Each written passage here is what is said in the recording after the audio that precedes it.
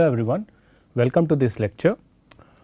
Just to recap, in the last lecture we had seen some cryptographic applications of discrete log assumptions, and till now we have seen the definition of cyclic groups, various assumptions in the cyclic groups and so on. So, the plan for this lecture is as follows. We will start our discussion on public key encryption, where we will introduce the syntax of public key encryption schemes, and we will see the definition of CPA security and CCA security in the context of public key encryption scheme. So, let us see how exactly the public key cryptography came into existence. So, let me recall the Diffie-Hellman key exchange protocol, and for simplicity I am assuming that the underlying cyclic group G is a multiplicative group. So, the Diffie-Hellman key exchange protocol is a single round protocol where we have a sender and a receiver, and sender picks her contribution towards the final key, namely a random index alpha in the range 0 to q minus 1, and sends her contribution g to the power alpha, and parallelly the receiver picks his contribution, namely a secret beta in the range 0 to q minus 1, and sends his contribution, namely g to the power beta, and the final key is g to the power alpha times beta, which is agreed upon between the sender and the receiver. And if there is an eavesdropper who has eavesdropped the communication between the sender and the receiver,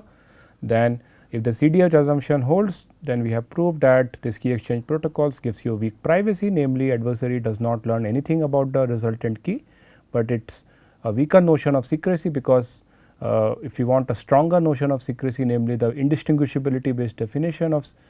key exchange protocol, then we need to have the DDH problem to be hard in the underlying group. So, disadvantage of this key exchange protocol, this Diffie-Hellman key exchange protocol, is that it requires both the parties to be available online, in the sense that imagine the sender and the receiver to be present in different time zones. Say for instance, when sender is sending her contribution or her message for the Diffie-Hellman key exchange protocol, say it is late night at her end, and say at that time it is early morning at the receiving end. So, until and unless sender in this Diffie-Hellman key exchange protocol receives the receiver's contribution, namely g to the power beta, the key is not agreed upon. So, in that sense, this Diffie-Hellman key exchange protocol, it requires both the entities to be available online, and as a result it hinders the spontaneity of applications like email. What I mean by that is, imagine if sender, in this case Sita, wants to run the Diffie-Hellman key exchange protocol, agree upon a key, and then use that key to encrypt an email which she wants to send to Ram, then until and unless Ram comes online, the key exchange will not happen, and until and unless key exchange does not happen, Sita cannot encrypt her email and communicate it to Ram. So, in that sense, this Diffie-Hellman key exchange protocol hinders the spontaneity of email like applications. So, to get around this problem, Diffie and Hellman proposed an architecture for a new kind of encryption process or new kind of crypto system. Today such crypto systems are popularly known as public key crypto system. So, let us see the exact architecture of public key crypto system which Diffie and Hellman proposed.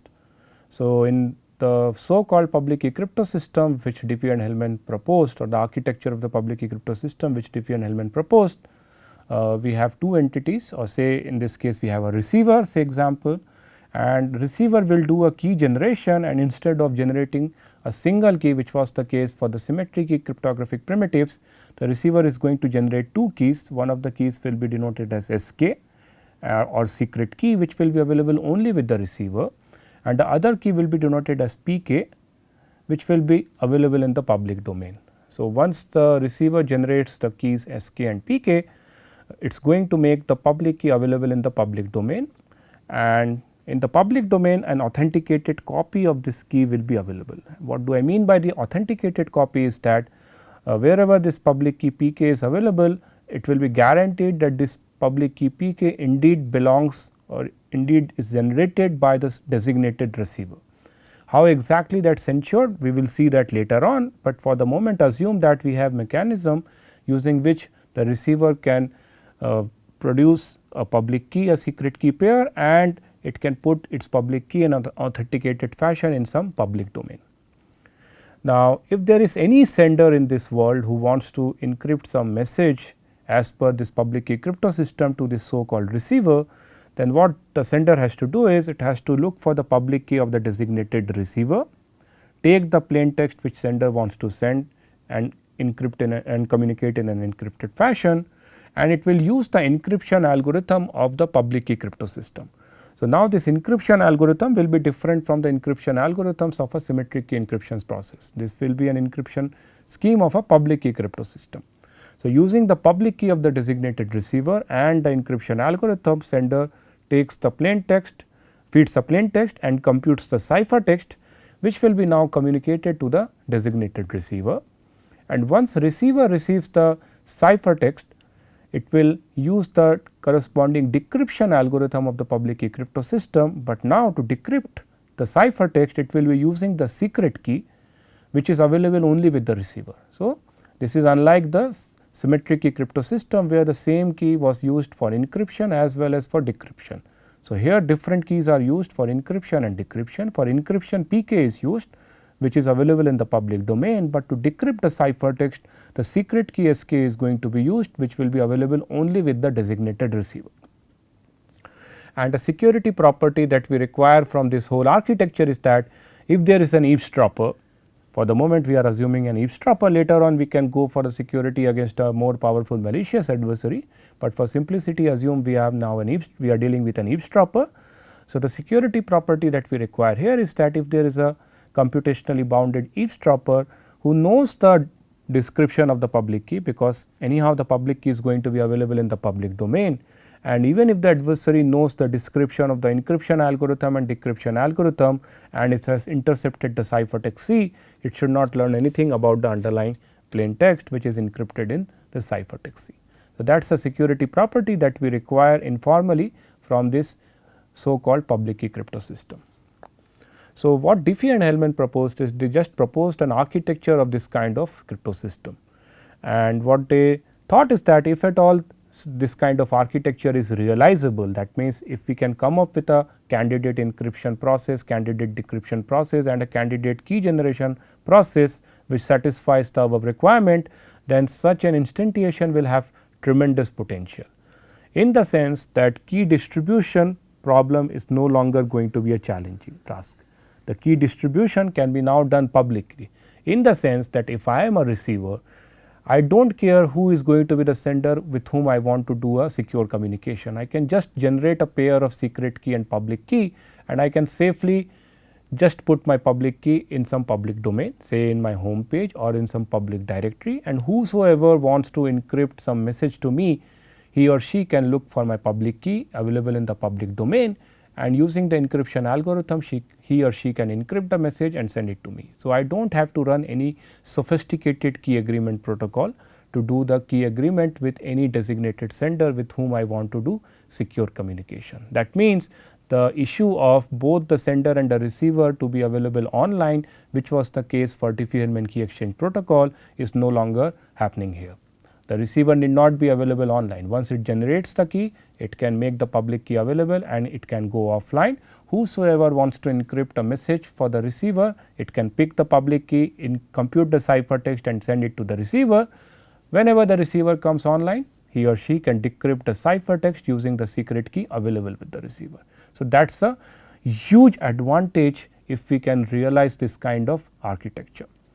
And the second advantage is that we do not need to store several secret keys, one corresponding to each user. So, again if I go to the symmetric key world, if I am a receiver and if I want to do secure communication with 100 users, then for each of the users I have to store a designated or dedicated secret key. The same secret key I cannot use to do secure communication with every possible sender,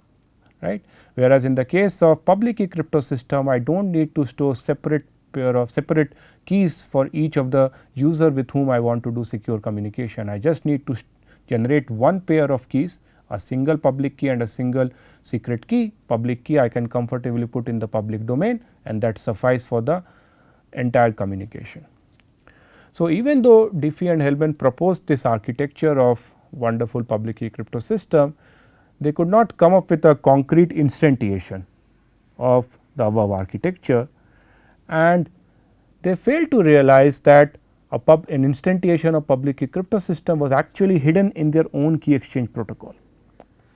We will see later on that how exactly by just making some minor modifications to the Diffie-Hellman key exchange protocol, we can get an instantiation of the public key crypto system. But Diffie and Hellman failed to spot the modification. They failed to realize that indeed a key exchange protocol, indeed a public key crypto system is hidden in their key exchange protocol, and that is why Diffie and Hellman are not credited with the first instantiation of the public key crypto system. They just came up with the architecture.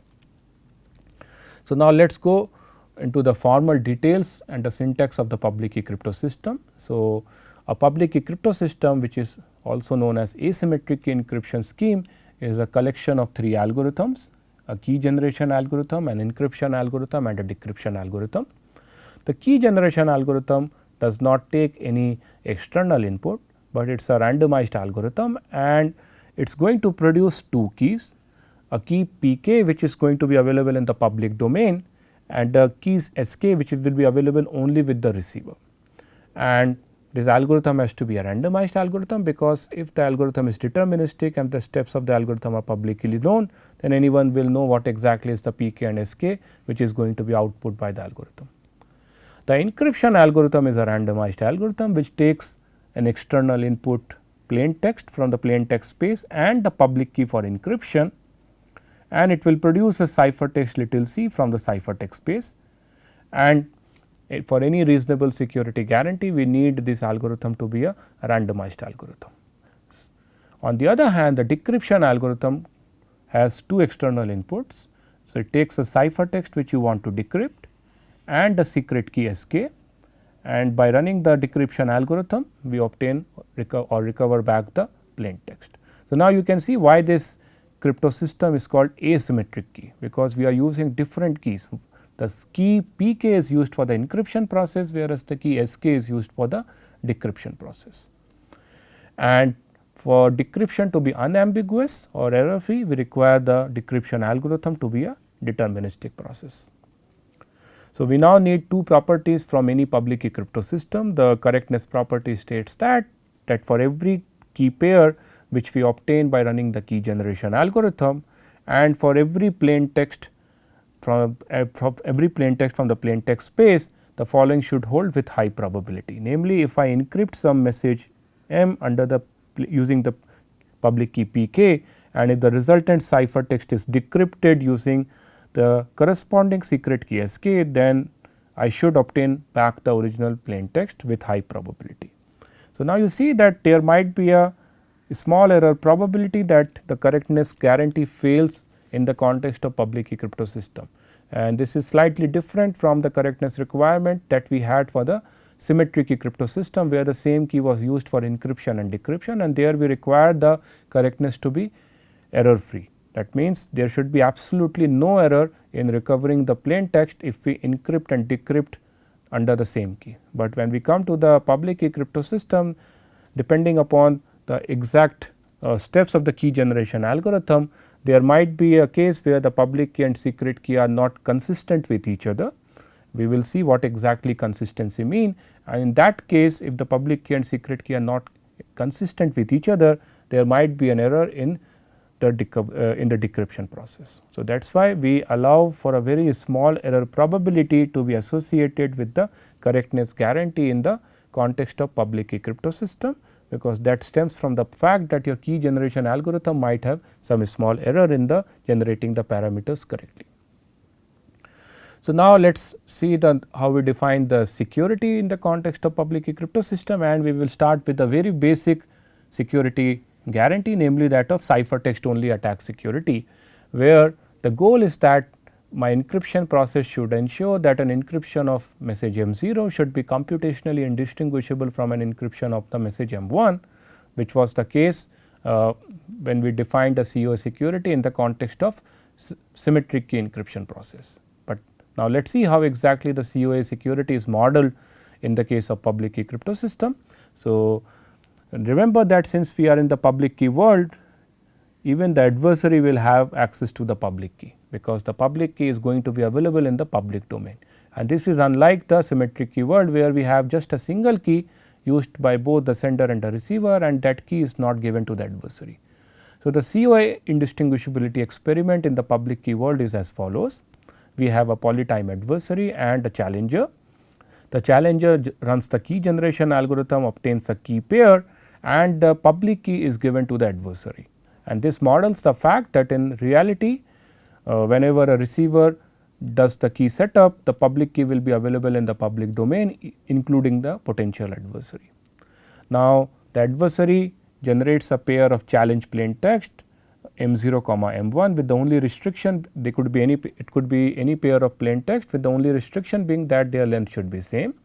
And the challenger generates a challenge by picking one of these two messages with equal probability for encryption, and once it decides what message to encrypt, M sub b, it encrypts the message and the resultant ciphertext is given to the adversary, and the challenge for the adversary is to identify whether it is seeing C, whether the ciphertext C which is seeing is an encryption of M0 or whether it is an encryption of M1. So, it outputs the index B dash, and the definition the definition here is, we say that the COA experiment output 1, namely adversary has won the experiment if and only if B dash is equal to B.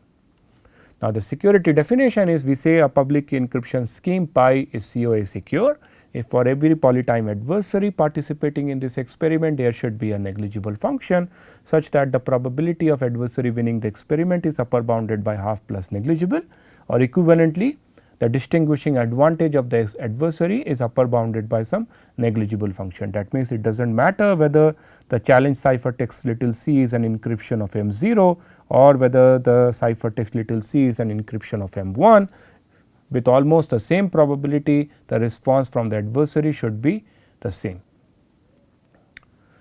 So, now we have the definition of COA security in the public key world. So, what I will do now is I will compare the COA security indistinguishability game that we had seen in the context of symmetric key crypto system, and will compare how exactly it differs from the COA security game in the context of public key crypto system. So, this is the COA security indistinguishability game against a symmetric key encryption process, which I denote as pi sub priv. So, the prefix priv denotes basically that it is a symmetric key encryption process or a private key encryption process, where the same key is going to be used both for encryption and decryption. And on your right hand side, I have a public key encryption system, which I denote as pi sub pub, and the corresponding indistinguishability game is here. So, if you see, the difference between the two experiments is that in the COA game that we have for the public key crypto system, the public key PK is explicitly given to the adversary to model the fact that for any public key crypto system, the adversary will be knowing the public key because it is available in the public domain. And this is unlike the symmetric key encryption process, because in the symmetric key encryption process the same key k is going to be used both for encryption and decryption, and that is why the key little k cannot be given to the adversary, because if the key little k is given to the adversary, there is no way we can prevent the adversary from identifying whether C is an encryption of M0 or whether C is an encryption of M1. So, that is the syntactic difference in the COA game between the two worlds. But you see, if you see that in the public key world, since the adversary is explicitly given the public key, that means it gives free access to the encryption oracle service. That means, if the adversary wants to encrypt some message M under the public key pi under the encryption process EncPub, then it can do it itself. It does not have to ask for an encryption oracle service, because the encryption algorithm enc sub pub is going to be operated with the public key PK, and since the description of the encryption algorithm is publicly known and the public key is also available to the adversary, it can encrypt whatsoever message it wants to encrypt on its own without explicitly asking the experiment or the challenger. Whereas, in the symmetric key world, no encryption oracle service was provided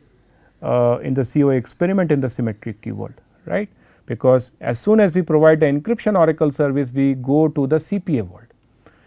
That means, what we can conclude is, in the public key world, COA security and single message CPA security are equivalent to each other, because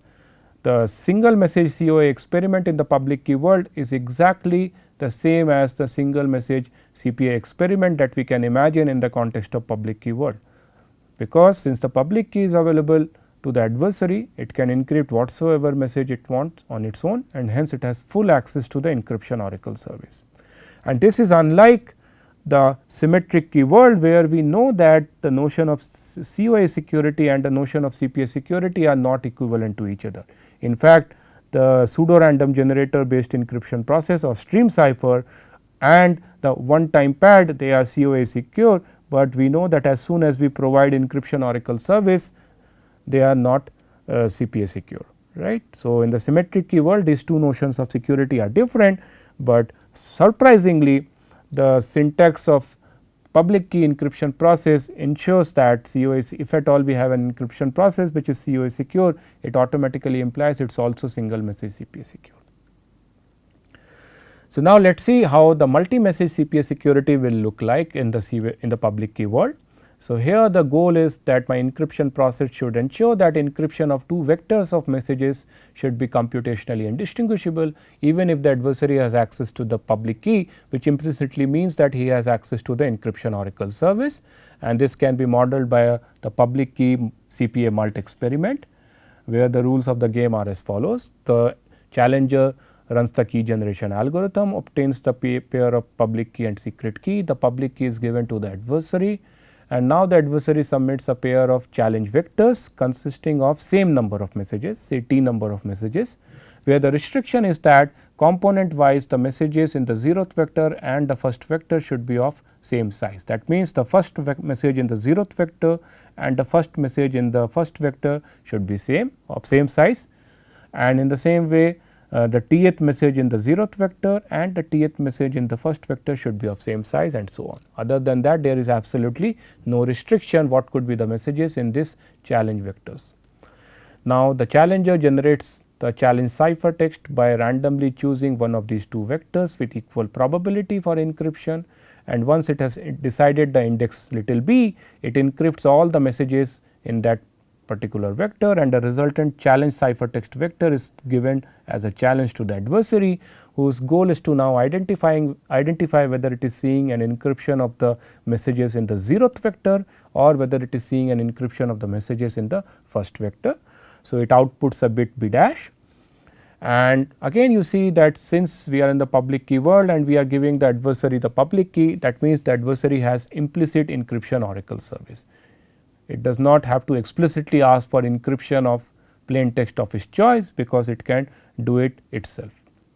Now, the rules of the experiment is as follows. We say that the output of the experiment is 1, or the adversary has won the experiment if and only if b dash equal to b. That means, adversary has correctly identified whether it has seen an encryption of 0th vector or the first vector. And the security definition here is that we say that an encryption process is multi-message CPA secure if for every polytime adversary participating in this experiment, there exists some negligible function such that the probability adversary wins the experiment is upper bounded by half plus that negligible function in the security parameter, where of course the probability is taken over the random choice of the experiment, namely the random choice of the key generation algorithm, the random choice of little b, and random coins if at all, if there are any with respect to the adversary A. Equivalently, we say that an encryption process is multi-message CPA secure if the distinguishing advantage of the distinguisher or the adversary is upper bounded by some negligible function in the security parameter. That means, it does not matter whether the 0th vector is encrypted or the first vector is encrypted, with almost the same probability the adversary's A's output should be the same. So, now in the public key encryption process, we can show that the COA security, single message CPA security and multi-message CPA security are all equivalent. So, here you have the single message COA security experiment, and since the public key explicitly given to the adversary, that automatically implies that if we have an encryption process which satisfies this notion of security, namely single message COA security, then it automatically implies it also satisfies the definition of single message CPA security. Whereas, on your right hand side you have the indistinguishability experiment for multi-message CPA security, where again the adversary is implicitly given the encryption oracle service. So, it is easy to see that if you have an encryption process which is multi-message CPA secure, then of course, it is single message CPA secure and automatically a single message CPA secure. This is because the multi-message CPA security game is a special case of the single message CPA security game if I restrict the size of the vectors to consist of only single message. Interestingly, it can be proved that if we have an encryption process which satisfies the definition of single message CPA security, then it also has to satisfy the definition of multi-message CPA security. I am not going into the proof is given in the book by Katz and Riddle. So, that means in the public key world, all these three notions of security, namely COA security, single message CPA security and multi-message CPA security are same, and that is why it suffices to just focus on the design of single message, or it suffices to focus on the design of COA secure public key encryption process. That automatically implies it satisfies the other two notions of security as well, and this is unlike the symmetric key world where we know that COA security and single message CPA security are not equivalent to each other. So, now you might be wondering whether in the context of public key encryption scheme we can design a public key encryption scheme which is perfectly secure, right. So, remember in the context of symmetric key encryption we know how to construct perfectly secure encryption process, namely we have a candidate perfectly secure encryption process one time pad, and we have seen what exactly are the price you have to pay to achieve perfect secrecy. So, let us see whether we can achieve something similar in the context of public key encryption. So, if I want to design a perfectly secure public key encryption, then my goal should be that my encryption process should ensure that encryption of two messages should be perfectly indistinguishable even if the adversary has access to the public key and is computationally unbounded, right. Because in the perfectly secure world there is absolutely no restriction on the computing speed of the adversary. So, if we try to model this requirement by an experiment, then the experiment will be more or less the same as the COA game in the public key world, except that my adversary is now computationally unbounded and it will have access to the encryption oracle service, and we will say that the adversary has won the experiment if and only if B is equal to B dash, and my definition of perfectly secure public key encryption scheme will be, I will say that my encryption process pi is perfectly secure if the probability that any computationally unbounded adversary wins the experiment is exactly half, or equivalently there is absolutely no distinguishing advantage for the adversary A. That means, it should not be able to distinguish apart with any probability whatsoever whether the ciphertext C is an encryption of M0 or whether the ciphertext C is an encryption of M1. Interestingly, we can prove that if we are in the public key setting, then it is simply impossible to design any kind of encryption scheme which is going to satisfy the above definition. That means, we cannot design a perfectly secure encryption scheme in the public key setting, and I leave the proof of this theorem as an exercise for you. On a very high level, the reason that we cannot design a perfectly secure encryption process in the public key setting is as follows. Imagine we have a computationally unbounded adversary who knows the steps of the key generation algorithm and the decryption algorithm. Now, on seeing the challenge ciphertext C, it has to identify whether it is seeing an encryption of M0 or M1, where M0 and M1 are selected by the adversary itself, and it knows the public key PK as well. So, now what the adversary has to do is, it knows the details of the encryption algorithm. So, it knows what possible randomness my encryption algorithm can take. So, it can do a kind of brute force attack where it can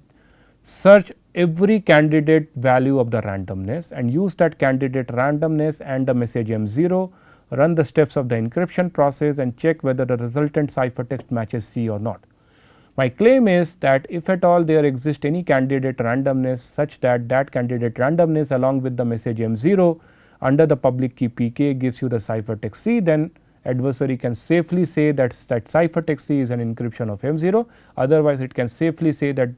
on the other hand, if there is no candidate randomness for which the message M0 along with that randomness under the public key PK would have given you ciphertext C, then you can safely say that the ciphertext C is an encryption of M1. And I claim that the probability that this brute force attack by the adversary correctly identifies whether C is an encryption of M0 or M1 is 1. That means 100% chance the adversary is going to correctly identify whether it is seeing an encryption of M0 or M1. That is the intuition behind the proof of this theorem. I am leaving the exact formal details to you as an exercise. So, that brings me to the end of this lecture. Just to summarize, in this lecture we have introduced the concept of public key crypto system. We have seen how exactly it differs from symmetric key crypto system, and we have seen that in the public key world the ciphertext only attack security, single message CPA security and multi message CPA security are all equivalent. Thank you.